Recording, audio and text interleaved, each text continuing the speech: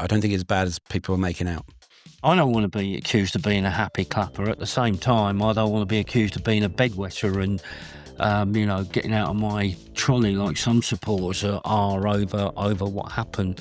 The last 18 months, too often we've beaten ourselves, haven't we? And that is part of the problem. If you were a manager of a Sunday morning side and one of your players did that, you'd be going ape.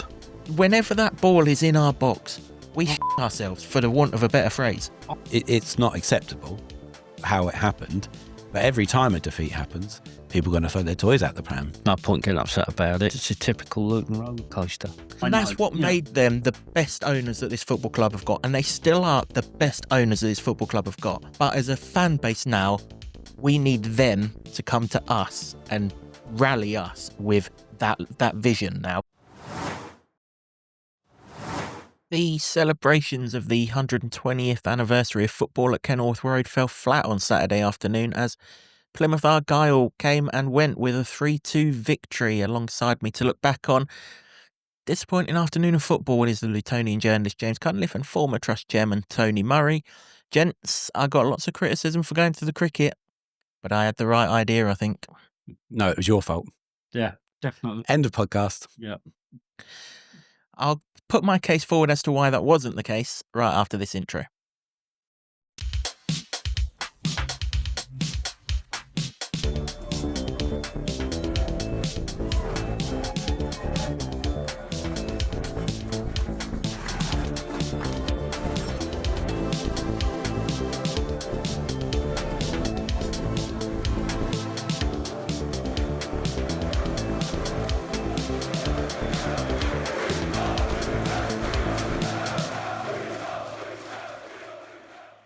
Hello everyone, welcome along to another episode of the Luton Town Supporters Trust podcast, the award-winning, longest-running Luton Town podcast, having scooped bronze in the Best Football League podcast category in the Football Content Awards.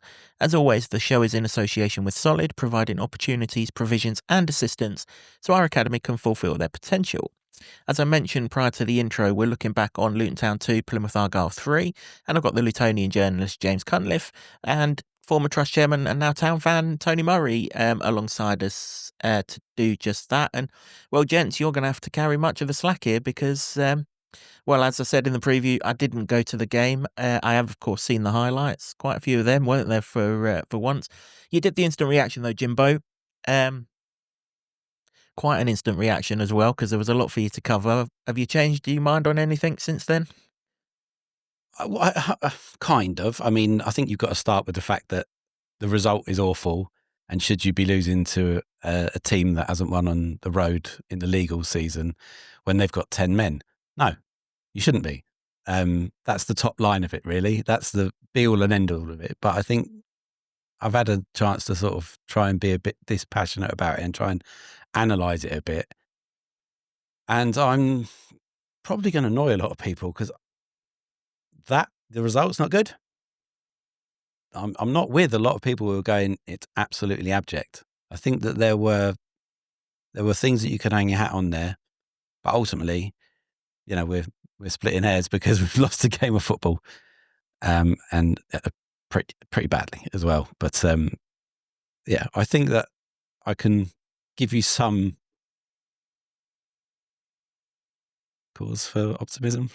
I said that with a long old pause because I don't think there's a lot of optimism going around at the moment, and I don't want to be accused of being a happy clapper, which I probably will be. But I don't think it's as bad as people are making out, to be honest. Yeah, I mean, listen, a famous man, or no, wise man, once said, "Never too high, never too low," and that's fair enough. And I'm not going to give too many insights in this podcast because it would be wrong of me to do so because I wasn't there. Lots of you have got in touch with me. Lots of you, either by social media, via email, text message, however it is that guys out there communicate with me, and you've kind of explained the game to me and things like that. But ultimately, I wasn't there. I would be giving your opinion and not my opinion. So I'll let the chaps do much of the talking. They were at the game, so it's only right that they do that. How did you assess it all, really, Tony? Because we drew up an awful lot of optimism going into the game, Jimbo and I, when we did the preview. We were excited by the signings. We were buoyed by the win over Burton and Barnet, albeit with the caveat we didn't beat a great deal in those two games. That's another reason why it's your fault. Listen, you was alongside me. I'm only sharing 50% of that particular blame. But how did you see it over the course of the 90 minutes?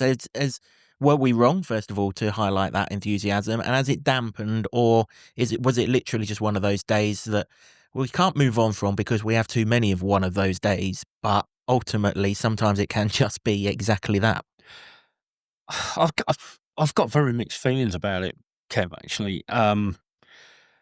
I think the levels of expectation can be a bit of a millstone, certainly around the players' necks, because supporters are expecting so much. But you can understand that from the supporters because of where we were 2 seasons ago and where we find ourselves now. And it, supporters have been told it's going to take 2 or 3 or 4 even transfer windows to correct it, and it's very much like an oil tanker. It takes so long to turn around when it's going in a certain direction, and at least they're trying to do that. Now, I don't want to be accused of being a happy clapper. At the same time, I don't want to be accused of being a bedwetter and getting out of my trolley like some supporters are over what happened.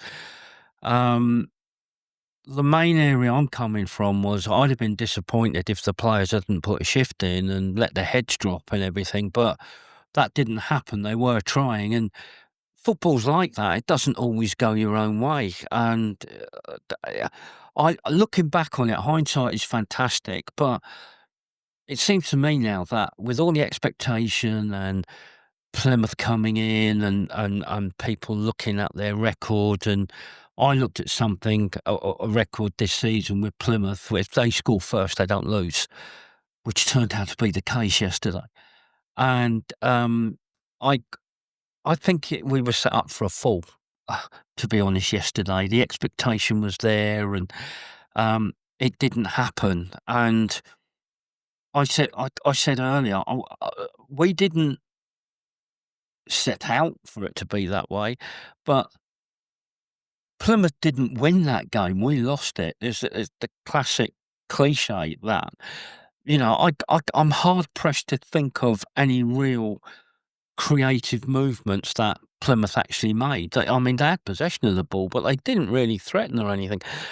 And the 3 mistakes that we made, we keep pressing the self-destruct button. That's the disappointing thing for me. But at the same time, I look overall and I see it's a new team coming together. And we're going to have ups and downs. Things aren't going to go our way. Yes, there's going to be moments where it's going to be good. And there were some good signs yesterday.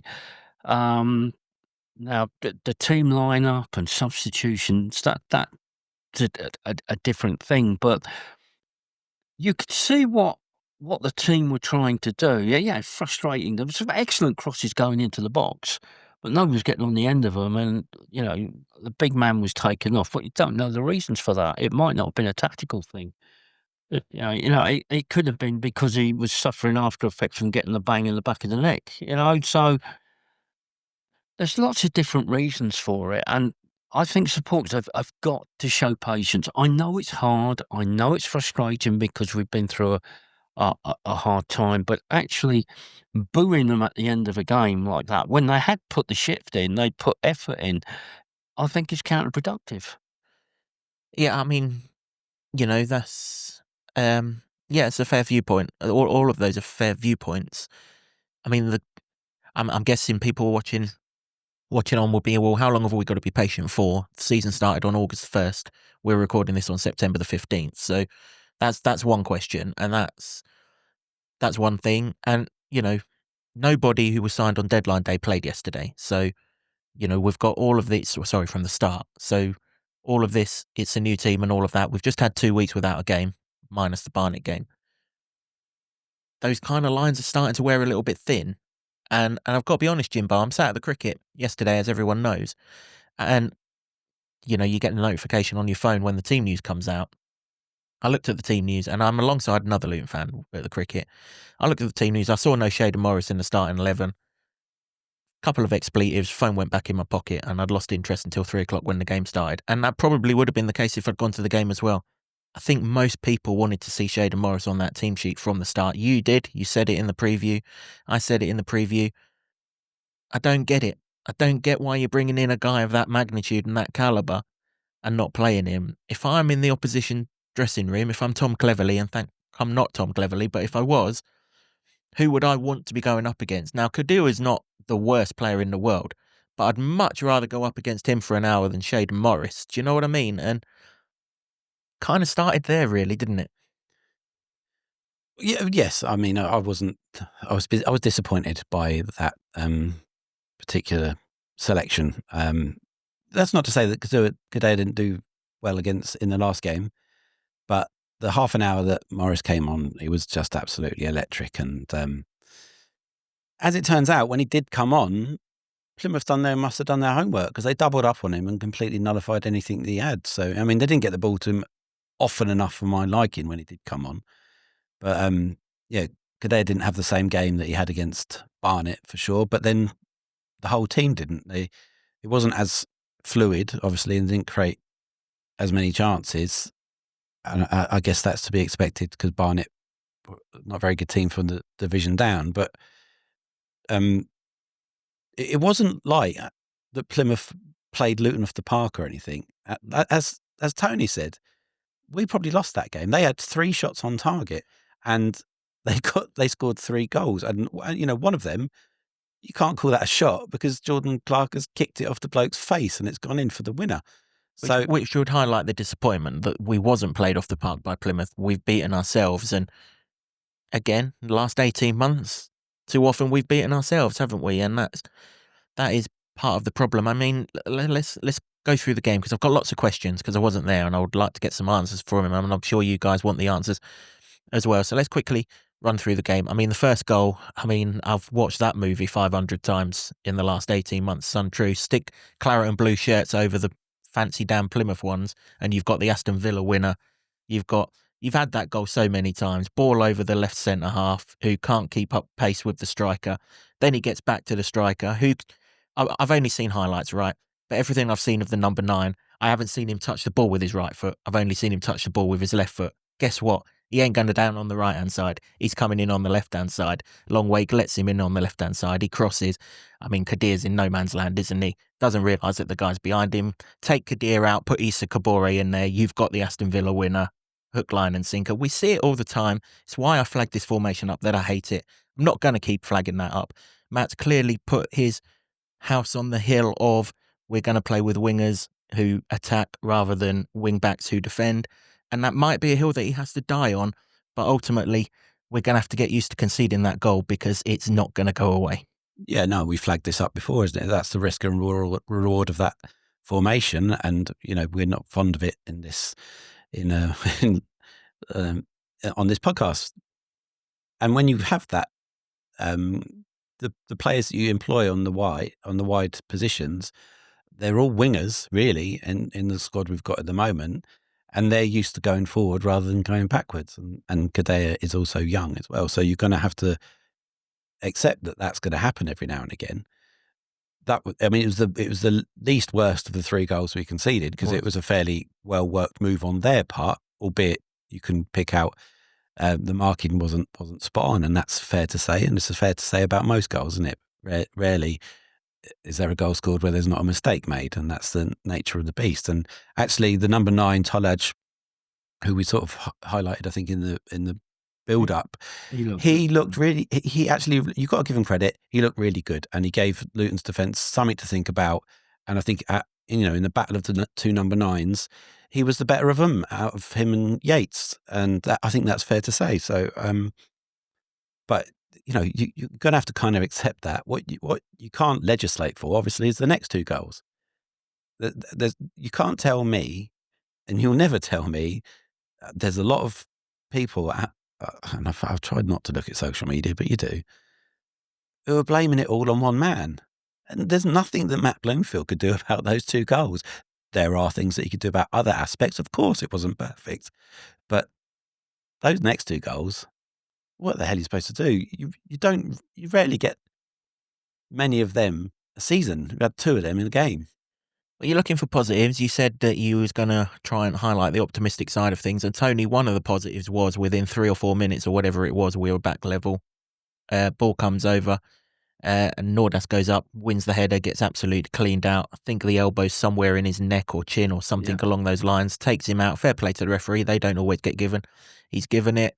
Absolute stonewall penalty. I don't think even a Plymouth ardent fan can criticise that decision. There are a few decisions that I think you've got validity of criticising, but not that one.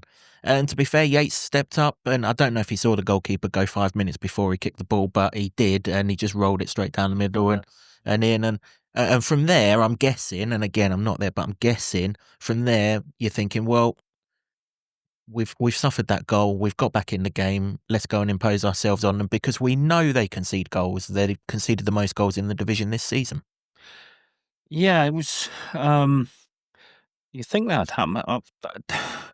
It's difficult because they were trying to do that. It just wasn't quite working. I mean, you could see the Plymouth game plan. Their game plan was to frustrate and keep it tight and not give us enough room. But we didn't make the best use of the flanks then either. The only thing that, going back to that foul on Nordas, I couldn't believe it.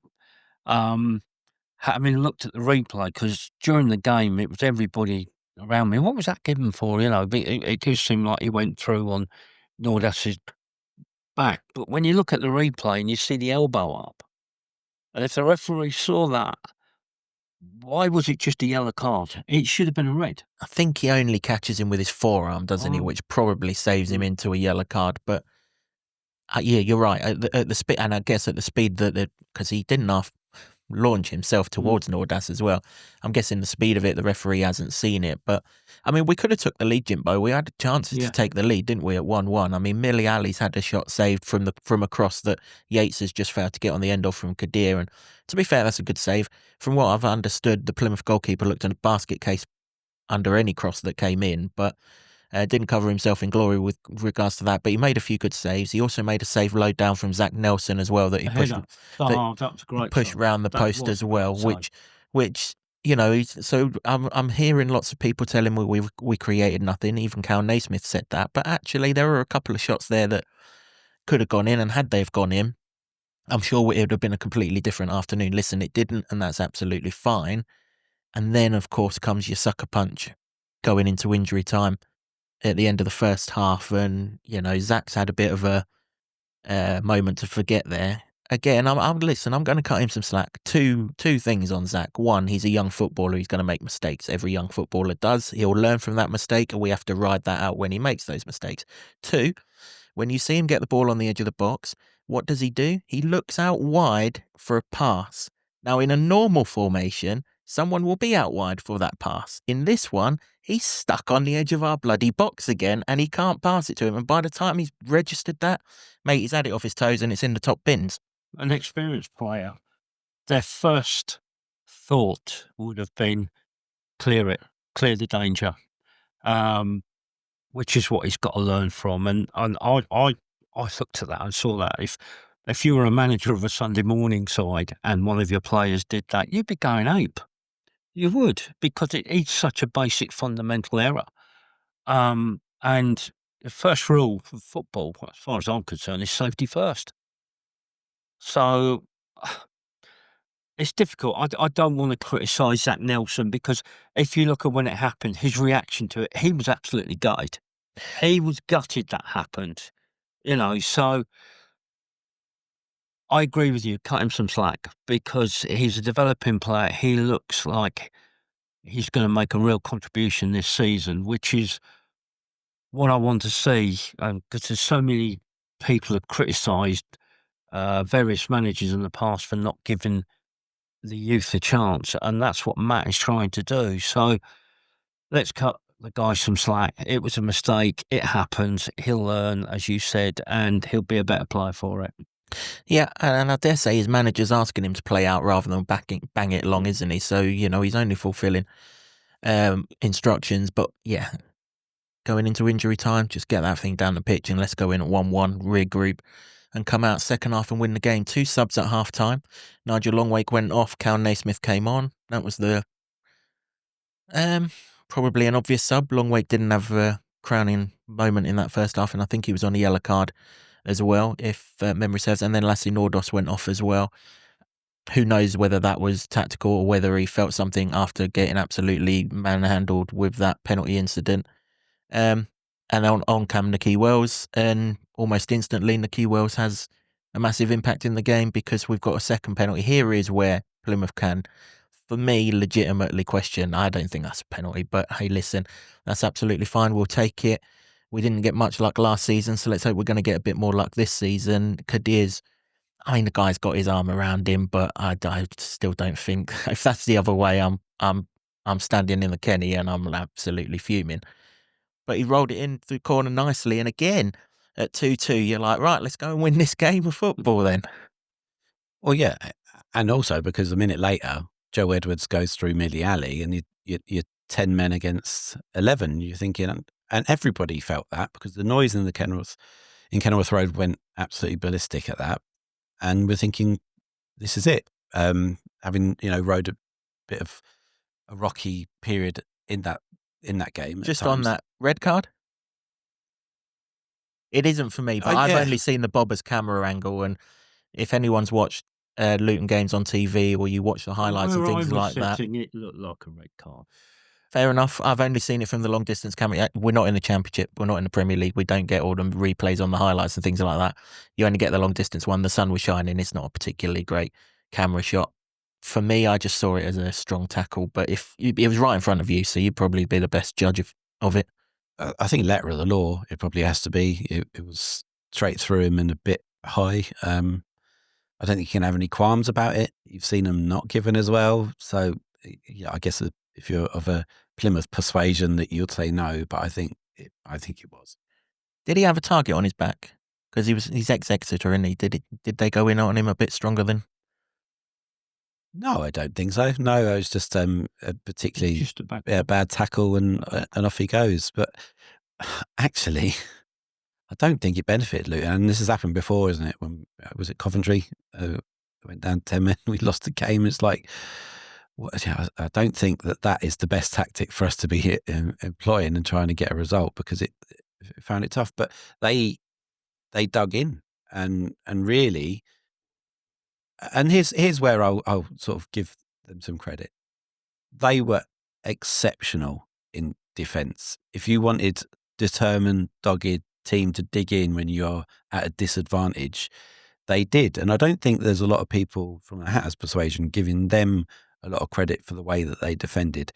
That's probably standard, and they won't. Then they'll pick on Luton, but they were exceptional. And stats wise, I said in the instant reaction that Luton played into their hands, and I do believe that. But they had 41 headed clearances, 78 clearances in total. They were doing everything that you'd want as a Luton fan. And I'll give you this example, this mirror stat. When we had our backs against the wall last season up at Derby, and Mark McGuinness had his best game for Luton. He's now gone to Sheffield United, and that hasn't particularly worked out for the first game. But he had his best game. Guess how many clearances we made in that game? Yeah, a similar number, I would imagine. Exactly the same, 78. And from a Hatter's persuasion, everyone's going, that was brilliant. I get it. We're looking at Luton and we're looking at what they didn't do, but Plymouth, were exceptional in that regard. Now, did Luton play into their hands? Yes. But were they trying? Now, we've said lots of times on this podcast that Luton are going to lose games. And if they don't try, you'll be at them. But they did. Now, what they weren't good at was the final ball or the final shot or the decision making. The final anything, there was zero quality there. Again, that's down to the players, and that's not down to the manager. I'm not trying to defend him against people who aren't taken to him whatsoever. That's your lookout, and you're entitled to your opinion. But that's on-field decision making. What he told that team to do yesterday was try and get it wide, because we've got good wide players, and get it in. But every time they did, Plymouth keep saying Portsmouth, Plymouth headed it away. Now this again mirrored what we saw the last time they came down to Kenilworth Road in the Championship last term.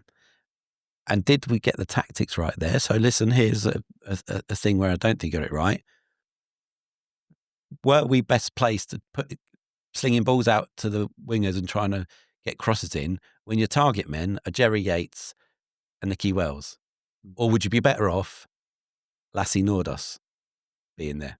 Yeah, again, we don't know why he was taken off. That wasn't the story come the end of the game, was it? The story was obviously that Luton lost to 10 men, and that was what press conferences were focused around and things like that. Millie Ali went down almost in front of you, Tony, 10, 15 minutes after the sending off. Got booked for diving. Listen, he did not dive. Let's get that out there. That's an absolute sham of a yellow card. But penalty for you? That was a penalty for me. That was a penalty. And I think what happened there was the referee was like, well, I've already given 2 penalties. I can't give another one. That is a nonsense thing, though, isn't it? I get it. That's what people are trying to qualify it as. But if you fouled, it's a foul. It doesn't matter whether you've made a cock up on the previous one as a foul. And Miliali gets his leg in front of the player. The player doesn't play the ball. He hits Miliali's leg. Now, whether you like it or not, letter of the law, that's a penalty. Now, even if the ref doesn't think that's a penalty, it bloody ain't a yellow card. Ridiculous decision. It wasn't a yellow card. It was absolutely correct. I mean, all of us where I sit, we couldn't believe it, and we're all shaking our heads, and then you start the referee gets stick and everything else. But let me just state, the referee, although he didn't have a great game and whatever, it wasn't his fault that we lost. That we're down. I just want to, because I totally agree with James on what he's been saying, but I just want to say one other area that is disappointing for me, not just in this game, it's in other games where we play. When we do get a chance on goal, we're not clinical enough. Park that for a second, because we're just about to come on to that, because Jerry Yates has to score, right?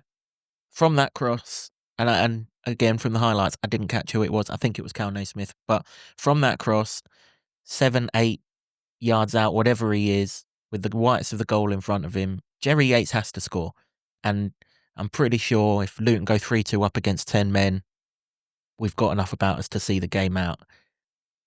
So you're right, Jimbo, with what you've been saying in this podcast. Those that are attributing all of this on Matt Bloomfield, and I'm going to come on to a couple of concerns that I've got from watching in Birmingham, from following my phone in Birmingham in a minute, where I do have concerns with Matt. Matt ain't saying to Jerry Yates, stick a clean free chance on goal straight over the crossbar, son. No, I mean, I did kind of think it was a little bit of a difficult chance, but probably should be doing better. Well, okay, let me rephrase that. He's got to make the goalkeeper save it. Yes, and I think that's right. And if he does get it in, then that's Plymouth done for, because they were there to dig in and play for the draw, which is what should have happened. We should be coming away from this going, we tried really hard, they defended really well, we're disappointed with the draw. But the winning goal was a complete cock up, and we'll come to that, I guess. But yes. Well, we might as well, hadn't we? I mean, we just covered the first 4, so it'd be a bit wrong not to cover the winning goal. First and foremost, now, if I'm at Kenilworth Road, I will be able to tell this absolutely definitively, because this would have happened right in front of me. Did Josh Keeley get anything on that ball to warrant a corner? Because I've got people who sit around me who've messaged me and said that he didn't. He looked like he didn't, but from where I was sitting, and it looked like he did. Because we were all shouting, why didn't you leave it? Let it go for a goal kick. But if other people in the Kenilworth Road end saw it and said he didn't get a touch on it, I mean, that's and it's by the by it was the anyway. wrong decision, But there were a couple of other occasions where there were wrong decisions given when we should have had a corner, or they should have had a goal kick or whatever. So that evens it up. But you've got to defend the corner better, whether Keeley's put it behind or whether Keeley hasn't put it behind. And to be fair, if Keeley's made a mistake, that's the first one he's done in a Luton shirt, and I'm absolutely fine with that. And also, I dare say he fell asleep, because it was bugger all for him to do for the rest of the game, wasn't there? So if he's pushed out for a corner, or if he hasn't pushed out for a corner, if he should have controlled it or he shouldn't have controlled it, if he could have let it go, if he's lost his bearings, listen, these things happen in the heat of the moment. But you can still defend the corner better and get him out of trouble. I mean, someone messaged me and they said, oh my God, you've missed an ideal replica of the Blackpool semi-final winner. I was like, don't be stupid. Can't possibly have seen that goal twice. It wasn't quite like ever that. again, It wasn't but quite like that. it's there, isn't it? It's incredibly similar. It wasn't an own goal. No, it wasn't an own goal. You're right. We've recruited very, very well this summer. Well, you say that. I mean, the stuff I've seen on social media say they're not having it, but we have said this in previous podcasts, and I stand by it. We've recruited very, very well this summer technically, as in technical skills. I think we've recruited very well this summer in terms of character. Have we recruited well this summer in terms of composure?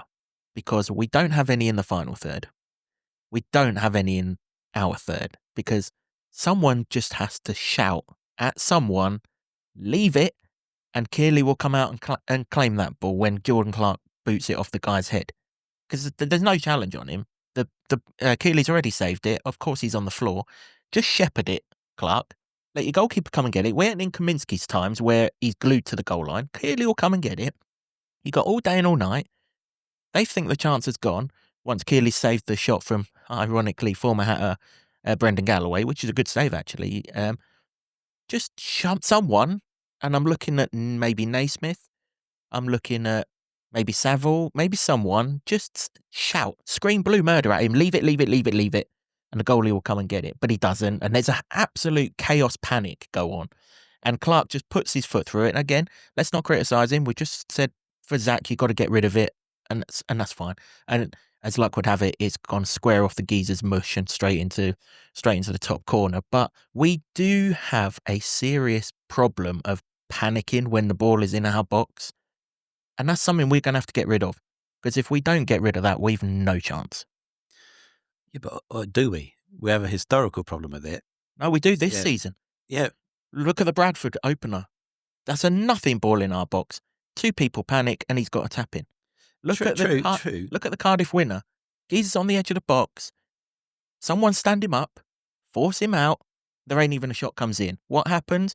McGuinness toddles off to Sheffield United by sliding on his arse. Basically says, shoot. Someone offer up some composure in that back line and let's stop conceding these bloody stupid goals because that'll help our cause. What I'm saying is you come into the game with the stingiest defence at that point in the division. I take it that there were chances in some of the games where the opposition should have done better, but we can only really look at the actual stats of that. You know, you don't go 6 games and only have conceded 3 goals if you're not doing something right, which makes yesterday's game all the more baffling because how much they panicked and the goals that they conceded. You could say, if you want to say to me it had been coming, I can take that. You're entitled to your viewpoint, but it hadn't happened actually. And we go into that game going, we could actually get a club record best ever defensive start in a Football League campaign and blow it so spectacularly. It's one of those things where, well, can you see that coming? You can see one mistake every now and again. If we're talking, as we have done, young players are going to make mistakes. Even Josh Keeley's going to make mistakes, but he's going to earn a lot more points than he probably gives away. But are you expecting that mistake? No. The thing for me is that mistakes will happen. We had loads of time to go and rectify that. I'm coming on to that, Jimbo. Don't worry. I'm not done with this game of football yet. And I know people will probably want me to be. You mentioned about that. We do panic when the ball is in our box, Tony. Think of the Wigan game. The geezers hit the crossbar from a yard out in the Wigan game. He's missed a sitter from 2 yards out in the Wigan game. I don't know what it is, but it ain't the goalkeeper now because the goalkeeper's absolutely fine. So for all that we've blamed the goalkeeper in the past for why these basket case chances keep on coming along, it ain't that. Whenever that ball is in our box, we shit ourselves, for the want of a better phrase. I'm desperately trying to think of any possible reason for it, and the only thing that I can come up with is that it's a new group of players that are learning to play together. And have we had the same defence in continuous games? No, we haven't. You're right. Let me finish. Yep. And yeah, you can work in training and you can work on things and different combinations, but the only way players get to know really what their teammates can do and what they can rely on is in a competitive match situation. And that's the only thing I can think of, because they're professional players. They've played football all their lives, and most of them come up through, and they're in teams where they know who they're playing with on a regular basis. They know generally where their teammates are going to be. They know what they can do, what they're capable of. They know that, okay, if I cock up, this person's going to be here covering for me. That's not happening because the team's changing all the time. And that's absolutely right to point out. I tell you what, I quite like this devil's advocate role that I've got. I'm going to the cricket every week. I'm going to swap over it, Jimbo. It's quite good. The devil's advocate route would be these are basics. And I would expect a footballer who's literally just come into the building to be able to do the basics. Listen, it's a goal that ended up in the back of our net that it shouldn't have ended up in the back of our net. But you're absolutely right with what you just said, Jimbo. It was 25 minutes if you include the 10 minutes that were added on for us to go and get an equaliser. Now, here's the question I've got for you two guys, because I weren't there. Did you come out of the game at the end of it thinking, well, we had a right good go and I could see us scoring, but it just didn't happen? Or did that game just fizzle out? The final 10 minutes fizzled out, but at the point where the goal went in and everybody's gutted, there's enough time there to do something about it. So did you, in those 15 minutes then, did you sit there thinking, we're throwing the kitchen sink at this, we're about to score anytime soon? No, not that I was about to score anytime soon, but they were working the ball out to the areas where they've been told to try and fashion goals. Now, obviously, come back to my point that Plymouth defended incredibly. There was one one defender did all the the lion's share of the clearances, and absolutely outstanding. And if you're going to keep whipping the ball into the box against those defenders who are very tall and that's their meat and drink, then it's going to have to either be one hell of a ball, and that quality hasn't been apparent yet, or they're going to have to make a mistake. And they weren't making a mistake, and our players weren't getting anywhere near it. Now, when the ball did break, there was also none of our players near the loose ball or the second ball, and that was another frustration because there's no one sort of hanging back on the edge of the box anticipating any of those loose balls, because there were loads. Now, Luton have had 22 shots on goal. Whether they all went on, it's a different matter. 22 shots and 7 on target. Now, they've had 6 shots and 3 on target. So their ratio's better than ours. Now, this has been a problem for actually quite a long time, particularly maybe, let's just keep it to the length of the time we've been doing this podcast since in League Two. Yes, we had some success, but there absolutely were times where you needed 5 chances to score 1 goal, and I give you Harry Cornick as my exhibit A. Of course. Listen, people, if someone has 100% strike rate, he does not play League One football. He doesn't. He doesn't even play in England, probably. He plays for Real Madrid, Barcelona, Paris Saint-Germain, something like that. No one's expecting 100% strike rate. No one's probably expecting 50% strike rate. But this happens all the time, Jimbo. Cardiff, 23 shots, I think it was, 7 on target. Every single time we play someone half decent, we seem to not be able to hit the target anywhere near regularly enough. And I just mentioned about composure in our penalty box. I can't remember the last time we had it in theirs. When was the last time you thought, bloody hell, that was a good finish from a Luton player?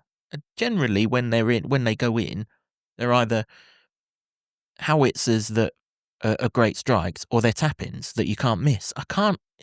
Again, Exhibit A being the Nakeem Wells chance against Cardiff. That's got to roll into the bottom corner. And again, with the Yates chance yesterday, that has to work the goalkeeper. Other end, I've not seen this number 9 play, but I'm pretty sure from what everyone's told me about this number 9, Josh Keeley's got to make a save if it's hit their number 9 on the end of that. And how long do we go allowing all of this without any sort of comeback on it? Because we did this last season. Chance after chance after chance, miss after miss after miss. We'll be all right. We're way too good to go down, blah, blah, blah. And I'm not for 1 minute saying we're going down. But at what point does someone say no? So, we've got to be better than that, because it happens too regularly. That's 2 home games on the trot. Forget the Barnet game. That's 2 home games on the trot. thinking we're now at 46 shots on goal, and all we've got to show for our efforts are 2 penalties. I think a lot of it, to be honest with you, Kevin, it's got to do with the decision making. Composure. Yeah, exactly. I mean, I can think of 2 occasions, and they both involved Miliali, where he cut inside, and instead of laying the ball off, he decided to shoot. I mean, particularly the second one, it was out for a throw-in. And I found that so frustrating because all he had to do was lay the ball square. I can't remember which player it was, but there was a player there who would have had a clear shot on goal and, was like dead centre of the goal. So he could have picked his spot.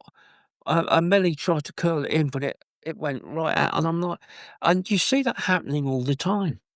He's probably looked at who was in the box and thought, he ain't hitting the target, so I'll have a go. I understand the forward being selfish and, seeing a chance and I'm going to have a dig at goal, but come on, be realistic. I think we've seen enough of Miliali now to know that Miliali is either going to bang it in the top corner or he is going to smack it out for a throw-in. Yeah. That's going to be, because if he was more accurate, he'd be higher up the pyramid, as you say, don't he? He would be. And that's just where we kind of are. Our most defective flanker, actually, I thought was Bramall. His crosses into the box were really good, but nobody on the end of it. Well, I want to come on to him in a minute as well, because he's another thing that I can't get my head around.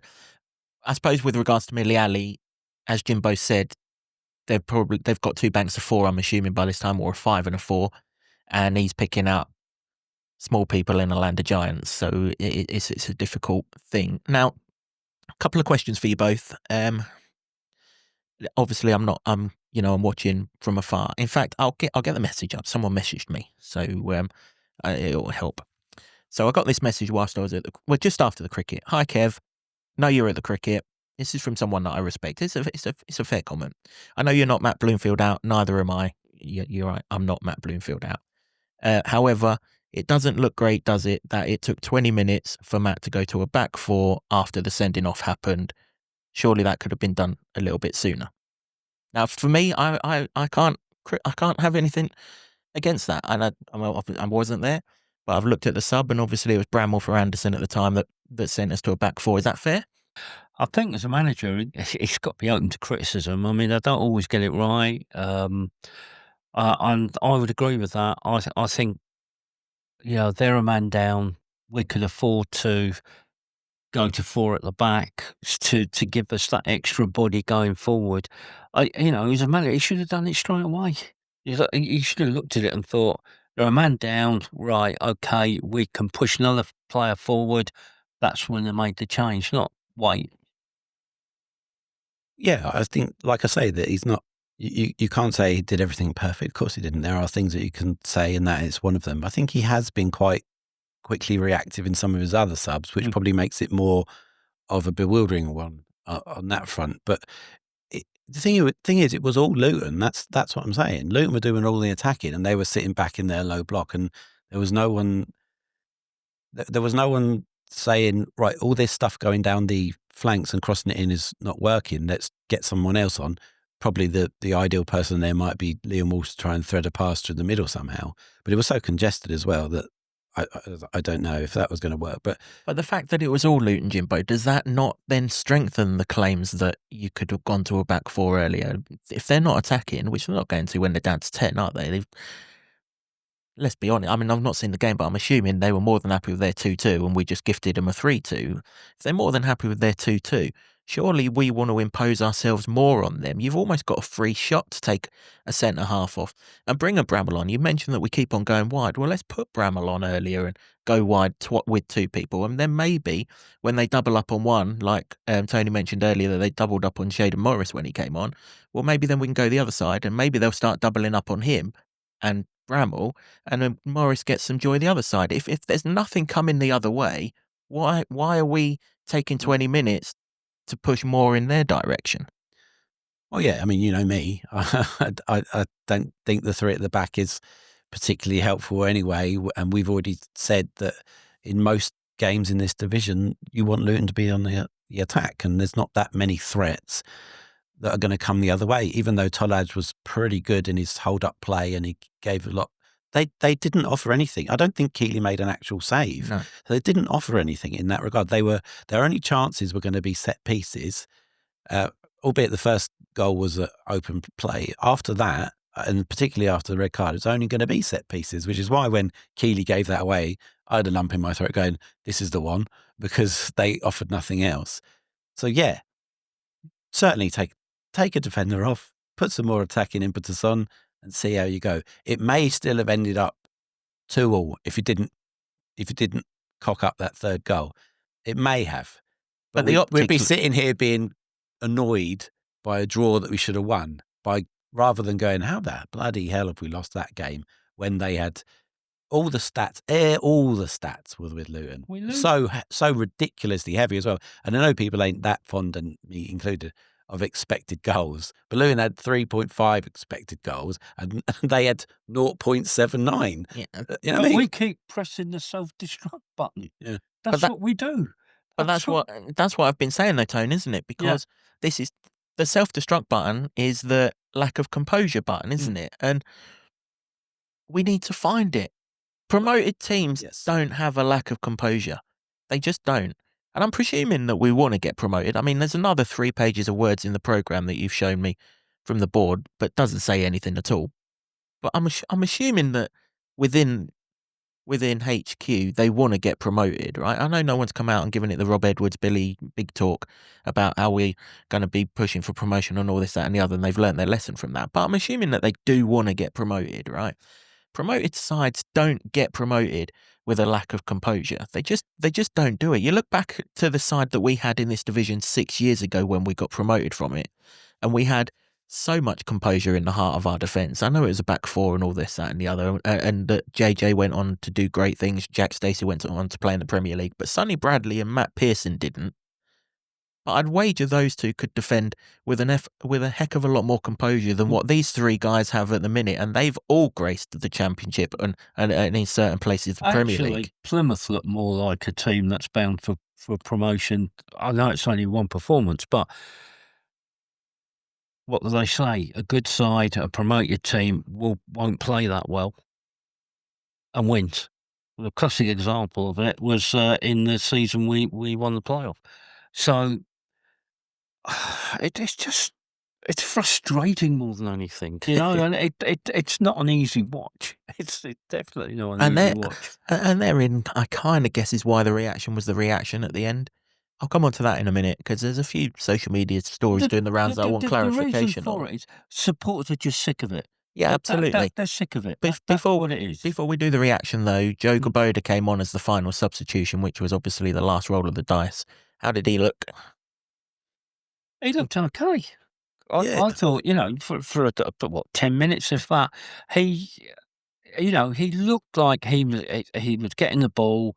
He was holding, and he was trying to bring other players into it. So, to be honest with you, Kev, I don't think it's really fair to assess him on 10 minutes. He needs a full game to be able to do that. But he did all right in those 10 minutes. Yeah, okay. Let me change. That's fair. Let me change the question then. Did you see potential there? Yes. Well, yeah, that's what they've signed him for. But he's not the man that's going to, unless he has an absolute storming dream debut, he's not the man that's probably going to come on and change the situation. But, what chance did you have then? On the front... No. But you said in the podcast you wanted to offer some optimism up. So is an optimism then that he looked all right when he came on for the 10 minutes? He looked okay. The optimism probably more in the coming weeks when he's fit is obviously, how can this change? Well, Ali Al-Hamadi is going to come in and hopefully hits the ground running. We know he can score in this division. So there's where there's some hope for optimism. And like you say, the other transfer deadline day signers didn't start from the beginning. So there's still a squad there that you can change things around if you want to. It's not like, well, we put out our best and we came up massively short. There's like, you still have options to work into this situation where it can change. The only trouble is it puts all the pressure on now that it's got to change pretty quickly. And we're going to get this, I think, based on the last 2 seasons, that every time a defeat happens, and this one was the worst because of how it happened, it's not acceptable how it happened. But every time a defeat happens, people are going to throw their toys out the pram because the expectation that Tony was talking about at the beginning is still very high. And you can't get away from that. So we're going to have this boom and bust stuff. One of the supporters that sits near me said to me after the game, he says, no point getting upset about it. He said, it's a typical Luton roller coaster. And he was right. And I think I said to you guys before we started recording, I said about one of our most successful managers, David Pleat. Now, I can remember I was fortunate enough to be around when he built that exceptional side of the early 80s. And when he first came in as our manager, I think we avoided relegation from then Division 2, now Championship, by 4 points. And because he was changing the side, and it was a similar sort of thing. You know, it took a while for new players to come in. Some didn't work, so he had to change them and bring other players in. Brian Steen looked absolutely awful when he was first in the Luton side. He couldn't score for love nor money. But look what he turned out to be. And Pleat built a very, very good team. Probably one of the best Luton sides I've ever seen with some of the football they played. And it'll take time. And I'm not saying Matt Bloomfield is going to be another David Pleat. I'm not saying this team is going to be as successful as that team and play the sort of football that team did. I mean, the passing and movement in that side was just unbelievable.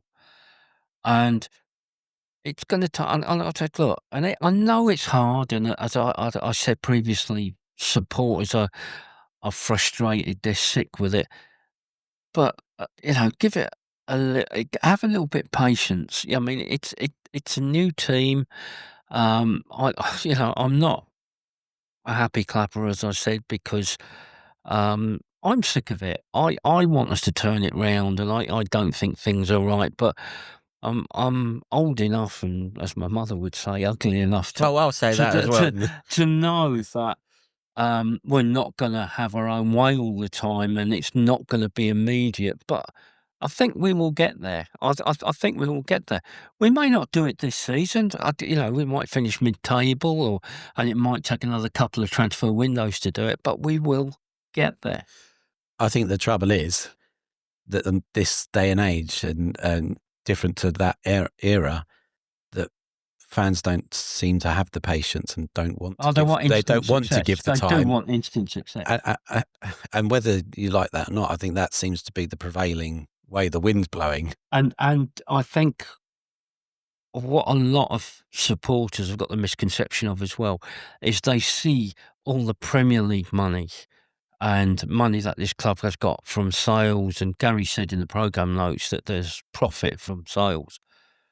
But what they've got to remember is, I keep saying, we should have bought this player and paid out this, that and the money. But the club, if it doesn't work out, and you can't always guarantee it, I can think of players that we paid mega fees for that fell flat on their faces. Yeah, most of the record buys, really, to be honest. Yeah. But they've got to run a success or run a football club for until Power Court with minimal income. So they can't go out and spend that money because they don't know what's going to happen. So they've got to have a reserve. But at the same time, as I'm trying to explain to people, they keep saying, we've got the money for Power Court, the Premier League's paid for that. No, it hasn't. They would still rely on loans, but the extra money that we've picked up for transfers and whatever and other things has actually meant we've got more money to go for the stadium, which means we'll have to, we don't need to take as much out in loans. So it's to the benefit. And I think it's a difficult one, isn't it? A lot of supporters are telling me, spend the money on the team, forget about the ground. I'm sorry, but that in the long term, that means we will have a football club which will be in the same position we were when the trust was founded. So what this football club needs to do then, Tony, is it needs to come out and communicate to its supporters how we're going to get to Power Court. Yeah. Because Power Court, we now know, is season 2028. So what's your plans? When 2020 came into existence, we knew the plan until, funnily enough, 2020. Championship football in 2020. That was 12 years, and we all bought into that plan. We saw what was coming. We got given the plan. If we failed in a promotion, so Blackpool came along and we failed in that promotion, well, that's okay, because the end game is Championship football in 2020. We're moving forward. We're going up the table. We can see what's happening. Okay, that's a bump on the road, but that's fine because here's the end goal. We ain't got it. We haven't had that since COVID. We haven't had that plan. We have no idea where the club want to be in Power Court. We have no idea of the stepping stones to get to Power Court. All we get told is sporadically when something's going to happen down at Power Court, and of course then everyone hinges their hopes up on it and things like that. Spades in the ground and this, that and the other, rivers being directed, substations being moved and all of that. But we don't have that. Do we want to be in the Premier League on the day Power Court opens? Are we happy being in the Championship on the day Power Court opens? Or are we fine being in League One on the day Power Court opens? Someone tell us where we're going. We must have KPIs, right? You can't run a multi-million-pound business if there's no KPIs, because how the hell do you judge someone on something? So come out and share that with us. The end of this season, where do you want Luton Town to be? I'm not talking league positions. Where do you want Luton Town as a football club to be? Are we a team that, as Tony mentioned earlier in the podcast, the oil tanker, have we got it sideways? Are we fine with it being sideways in the turning process at the end of this season? Are we looking at the oil tanker having turned completely, but not yet moving, but ready to move? Where are we? Let's use my steps on the ladder analogy. Are we at the bottom rung? Are we midway up? Tell us where we're going to be at the end of this season. Tell us where you want us to be at the end of next season. Tell us where we're going to be on the first day Power Court opens, and then we can judge you on it. Like we judged you on it for the 12 years going up to the Championship.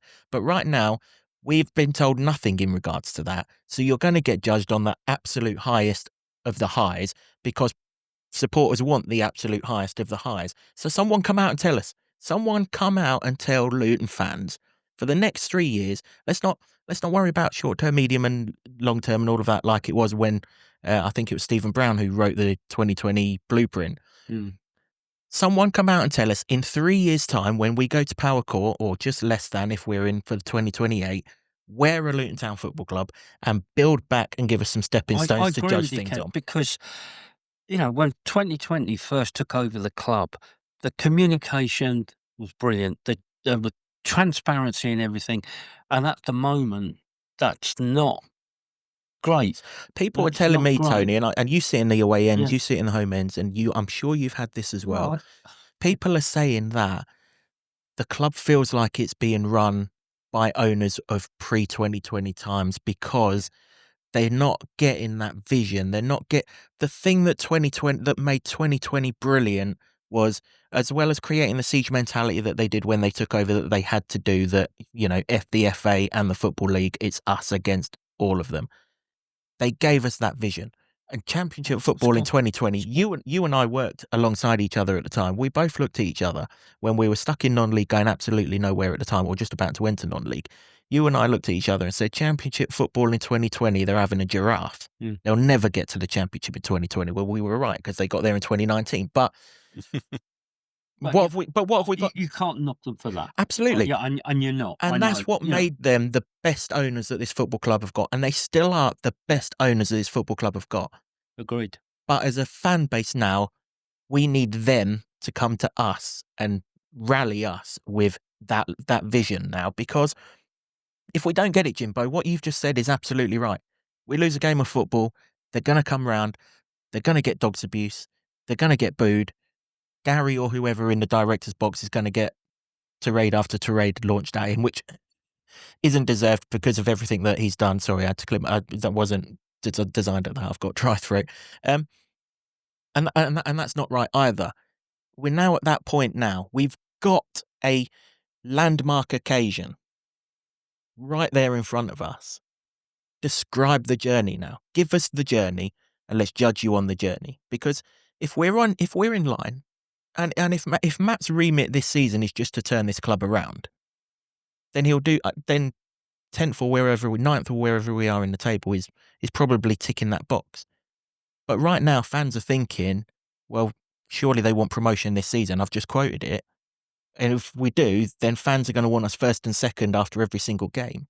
Someone come out and give us the vision. You're talking about transparent realism. That's what you're talking about, and that's what they need to give us, because I think in the main, most of the supporters appreciate what 2020 have done for them, even those that are being negative, and that there's a few of them. You know, that's what they want to know, and if they know that there is a plan, this is what we're going to do. Similar, as you said, to the 2020 vision, we're going to be in the Championship at least by 2020, and they did it a season earlier. Fantastic, fair play to them. But if they came out with a plan, and this is the goal, this is what we're going to do, I think supporters would be prepared to accept mid-table in League One this season, as long as they know that this is the goal, this is what we're going to aim for, and these are the steps along the way how we're going to do it. And I don't think it's that much to ask. And to a certain extent, and I hate saying this, because again, like you, I've been lucky enough, we're in the thick of it. We know what had to be done to save this football club, and we know full well what Gary did, you know. But they need to pull us all together, because if we get all the supporters together, like we had when we won League One, and then, when we won the playoff, we were all together, we were going in the same place. And in the fights we've had in the past, because when we're all together, the club, the supporters, the players as one, we're unstoppable. And that's what we need. And I don't think it's that hard to do it. If they think we're not going to, instead of sort of giving us false hope and we being positive just for the sake of being positive, just come out and tell supporters, this is the situation, this is where we're going, this is what we want to be. We're not there now, but they'll get everybody on board. Yeah, I mean, I think that this has been a long-standing viewpoint, isn't it? It's what I hear from people all the time, and I think I talked about it last season. Even that my fear was that the unity that had been built up on the way up was in danger of going. I think it's probably gone, because we wouldn't have this vitriol in the reaction, both in the ground and constantly afterwards on social media and stuff, about every game. Because I don't think this discussion that you've just had the last couple of minutes is because of this result. No. It's a long-standing thing, but it will keep cropping up probably when defeats happen. Now, this one was particularly bad because of the way it happened. But like I say, I think that you can't say that they just gave up the ghost or anything. That it wasn't like that. It was just. I agree, James. And when you sit there and you hear comments like, "Oh, this is typical Luton. Oh, same old Luton. They're letting us down. This is happening," or whatever. It's very hard to defend that. Extremely hard to defend that. And I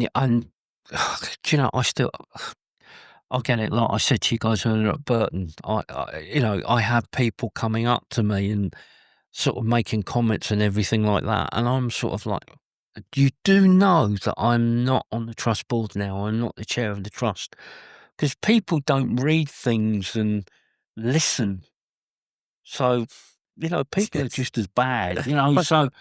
The number of times I've said to supporters, and I've had to explain why the club are doing this, and it's hard, and you get to why it does get to me, like, why do I bother? That's my point, though, Why Tony. do I bother? You shouldn't have to. Yeah. It's for them to come out and tell us. And will we be happy that Luton lose if we have the blueprint to 2028? No, we still wouldn't be happy. No one goes to the football like, oh, well, I don't care if Luton lose today. Of course we care. It's ingrained in us. That's why we keep on going every week after we watch nonsense after nonsense after nonsense for 2 years. But defeat's easier to shrug off if you know what the end game is. Right now, Luton fans haven't been given an end game. We think the end game is that we have to win the league because we run out of parachute payments this season, and if we don't, we're going to be stuck in League One forever and a day. That's what we think, because we're not being told otherwise. Someone tell us otherwise. Someone tell us how the outlook is for this season. Now, we'll always defend things on this podcast. We'll always defend things when we can see what's happening, and if we're being told something and we're being given it, and we've got something to judge it off, then that's fine. You know, when we hear from Matt in press conferences, which is the only communication we get now, and well done to the club for making that free and taking on board the criticism that they had in the past of charging for that. But when we're hearing from Matt and then we're seeing something completely different, then you're going to get the reactions that you get on Saturday. Look, Plymouth have won coming into Kenilworth Road on Saturday, 5 of their last 49 away games. It's fair enough for Luton fans to expect to beat Plymouth 11 versus 11.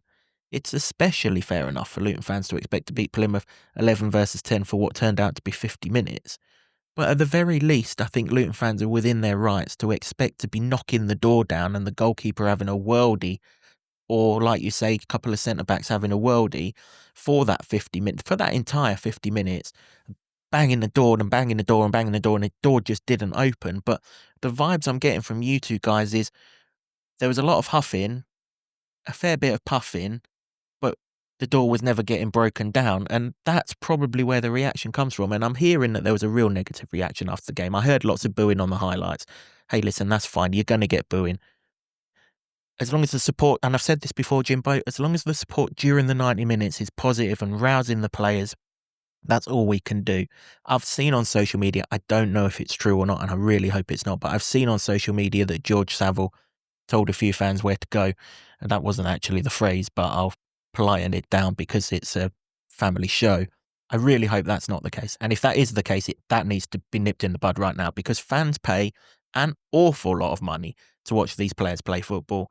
If they want to voice their opinions, as long as he's not getting called names and as long as he's not getting personal abuse. Lots of supporters do call them names. I've heard some really. Now listen, if he's getting called again, see you next Tuesday again to make it. If he's getting called that, then he's well within his rights to come back. You give it, you got to take it as a fan. But if he's literally being told, or they're literally being told that wasn't good enough, or that was, you know what, then I'm sorry, but you just have to take that on the chin. You're well paid footballers. You've got to take that on the chin, or don't come round. It's just counterproductive, isn't it? And, you know, but ultimately, I feel a little bit sorry for these players because as supporters, we don't know the end game. They're new to the football club. They don't understand that most of the vitriol that's coming their way is a 2-year sense of vitriol rather than, like you say, the 90 minutes that we've just watched. So it's all been allowed to manifest into the situation that we've got now. Is it the players' fault? No. Is it the fans' fault? No.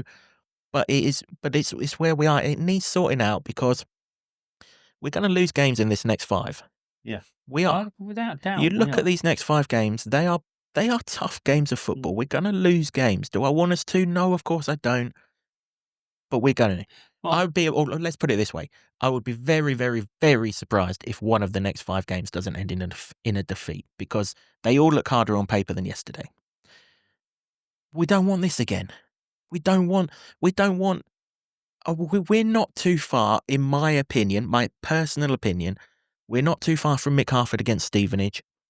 We're not. We're not. I don't think we are. I think we're very close.